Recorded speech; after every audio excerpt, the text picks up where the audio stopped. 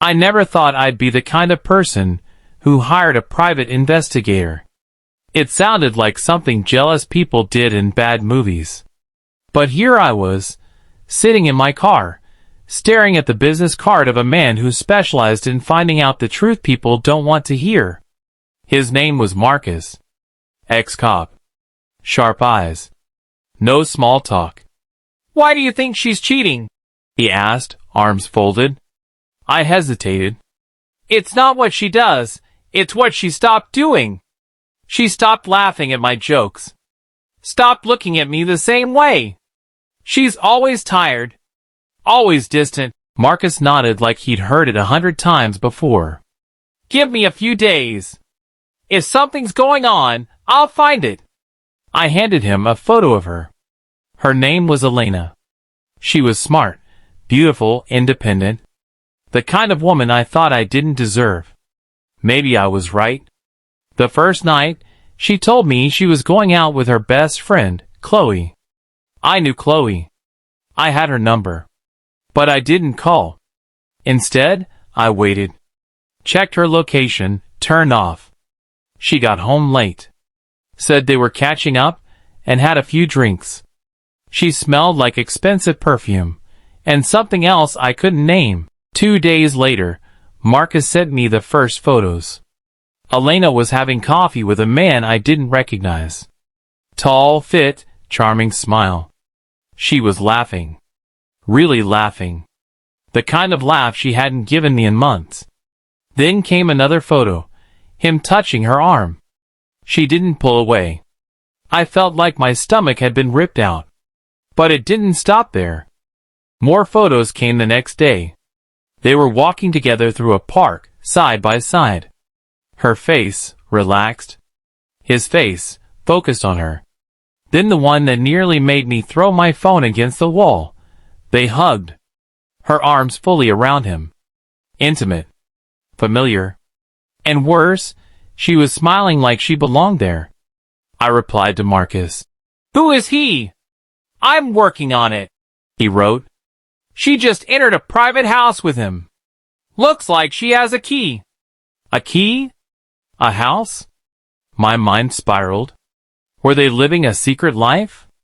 Was I just a placeholder while she waited to run off with him? That night, Elena came home late again. I watched her closely. She didn't look guilty. She didn't even flinch. I wanted to scream, "Who is he? What are you doing with him?" But I didn't.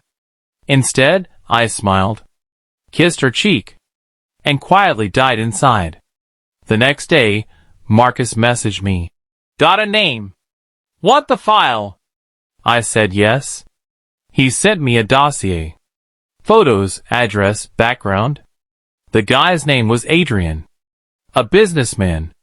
No wife, no kids, clean record. Recently moved back to the city. I Googled him. Found nothing suspicious. I couldn't stop thinking about them. What did he have that I didn't? Was I not enough? But what came next shattered everything. White heavy checkmark part 3. The next morning, I couldn't focus on anything. Work felt pointless. Conversations blurred. All I could see were those images, Elena, smiling with him, comfortable in his presence, like she belonged there. Marcus messaged me again. "She just went into his house again. Same one as before." I asked, "Do they live together?" He replied, "She has a key. That's all I know." I sat in my car for hours, staring at the photos. Every possible explanation circled in my mind. Was she cheating? Was this a secret relationship? Was I the one being lied to for months? That evening, she came home like nothing happened. She kissed me, asked how my day was. I stared at her lips, wondering if they had touched his just hours earlier. I tried to listen to her voice, but my brain was screaming. "How was Chloe?" I asked casually. She blinked. "She's doing okay. A bit stressed with work." I nodded. Lie number 1. I didn't sleep that night. I lay beside her, inches away, but it felt like miles. I could hear her breathing, steady and calm. How could she be so at peace while I was falling apart? The next day, Marcus sent a video. They were inside the house, Adrian's place. Sitting on the couch. Drinking wine. She leaned her head on his shoulder. He kissed the top of her head. Then they laughed. Together. Not like strangers sneaking around, but like a couple. I paused the video and stared at the screen. Then I did something insane. I drove to that address. It was an older house, tucked into a quiet neighborhood, nothing fancy, but cozy. I parked across the street and waited. The lights were on. I saw shadows moving inside. And then, there she was. Elena. Through the window. Holding a wine glass, smiling. The man appeared behind her. He wrapped his arms around her waist. I felt like throwing up. How long had this been going on? Had I been living a lie for months? Back home, I sat in darkness. No TV. No music. Just the sound of betrayal echoing in my ears. I finally sent Marcus one last message. I want to know everything about him. Who he is. What they're doing. How long this has been happening. He replied. Already on it. What I found so far. You'll want to sit down. Marcus met me in person this time. Said it was better to talk face to face. We sat at a coffee shop near downtown. He brought a plain manila folder and slid it across the table. Adrian West, he said. 32. Works in private real estate development. No wife. No criminal record. No debts. Recently moved back into the city after living abroad. So? He's just perfect? I asked bitterly. Marcus didn't flinch. There's more. The house she goes to, he inherited it 3 months ago. From his father. That's where it gets interesting. I opened the folder. Inside were documents, printed screenshots, and an old family photo. There was a young Adrian standing next to a woman and a teenage girl. My chest tightened. Wait, I whispered, pointing at the girl in the photo. Is that? Yep, Marcus nodded. That's Elena. 15 years ago. I blinked. What are you saying? I'm saying Adrian West isn't her lover. He's her half-brother. My mouth went dry. He explained. They shared a father. Adrian was from the first marriage. Elena's mother never talked about him. They only reconnected recently after the funeral. That's why she's been secretive. It was complicated. Emotional. I sat in stunned silence, flipping through the photos again. The hugs. The wine. The house. Suddenly, everything looked different. But why didn't she just tell me? I asked. Marcus gave a tired smile. Because you were already suspicious. Maybe she didn't want to explain something so painful while feeling judged. I felt like the worst human being on earth. I went home that night, carrying guilt heavier than anything I'd ever felt. Elena was already there, making dinner. The way she looked at me, open, soft, trusting, nearly broke me. I need to talk, I said. She sat down, concerned. What's wrong? And then, I confessed everything. The suspicion. The photos. Marcus. All of it. She didn't cry. She didn't scream. She just stared at me like I'd turned into someone else. After a long pause, she whispered, You hired someone to follow me. I nodded, shame burning through me. And you didn't trust me enough to just ask? I was scared, I said. Of the answer. She stood up. Then you weren't scared of losing me.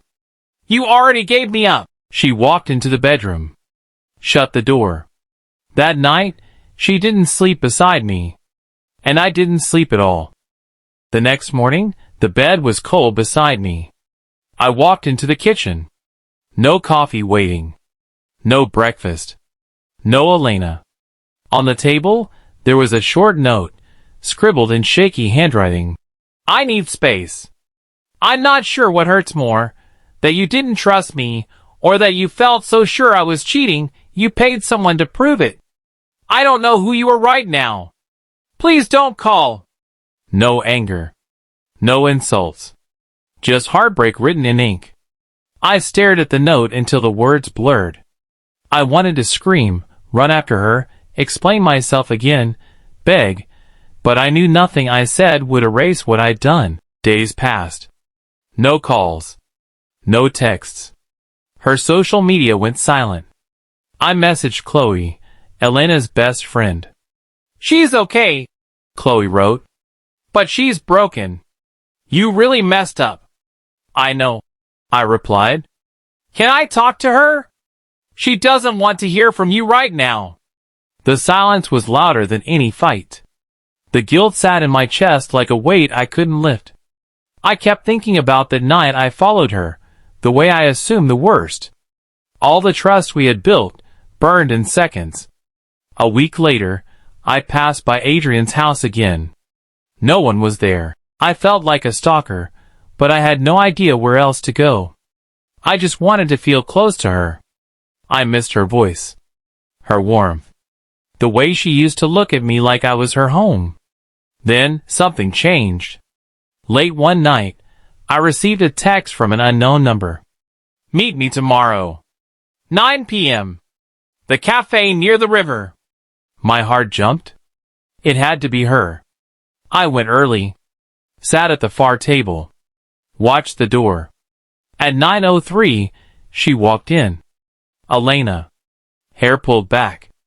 No makeup. Just her. And even in her pain, she looked stronger than I remembered. She sat down without a word. I waited. I needed to see you one last time, she finally said. I opened my mouth to speak, but she held up a hand. Let me talk. I nodded. She looked me straight in the eyes. I know relationships aren't perfect. People fight. People mess up.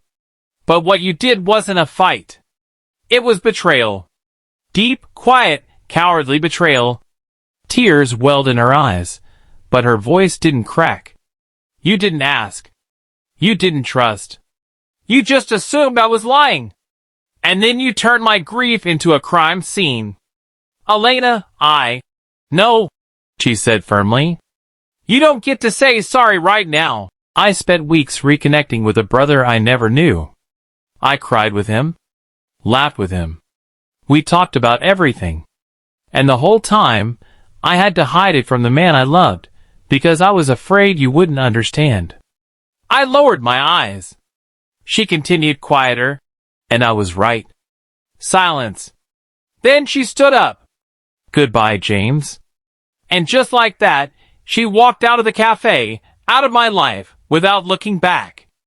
It's been 4 months since that night at the cafe. I haven't seen Elena since. Haven't heard her voice. Her number is still in my phone, untouched.